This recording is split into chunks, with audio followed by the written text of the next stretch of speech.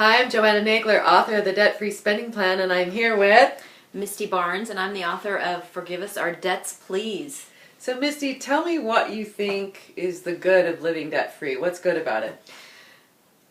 None. I was going to say not much. It is great. My life has changed. I'm being facetious. You know what? Living debt-free, it has changed my life. The anxiety that I felt when I was in constant and continual debt. There's just, I wasn't able to really be present with anybody because in the back of my mind was always what's happening with my money.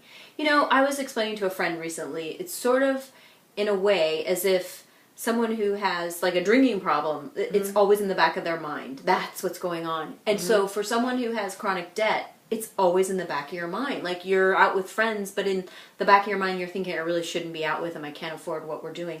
It takes over your life. And now that I'm debt-free, I feel like I'm much more alive to the world and what's around me. And you know what the irony is? I'm a lot less stressed out about money than I used to be. I still stress, but it's definitely not what it used to be.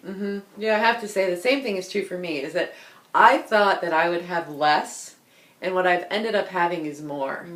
And it's, you know, when you used to, here's an arc of my life, I would go out to buy a shirt and I would mentally feel like I was stealing from my food money, or even because I had never allocated money for clothes. I'd go out and I'd buy a shirt and it would cost me $50 or $70. I'd come home and I'd get all giddy that I bought this thing on credit. I'd be all happy that I got it, and then the next day this depression would set in and I'd be like, and I'd have this conversation in my head. You're never going to get anywhere if you keep debting. You're such a loser. What do you mean I need things? You're never going to get anywhere. You know, and it's just that awful, awful self-hate that's in your head. And I remember the first time I went out and I bought a shirt, and I think I only had $40 in my clothing allotment. And I came home, and the next day there was no guilt.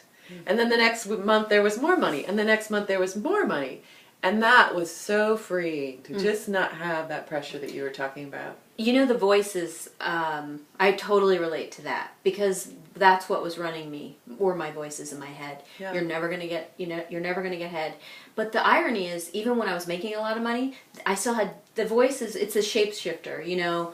The voice at that time was, there's still not enough. Yes, you're six figures, but you really should be earning more. You're such a loser. And then when I lost the six-figure jobs, it was, you're such a loser. Why aren't you making six figures ananymore? It never ends.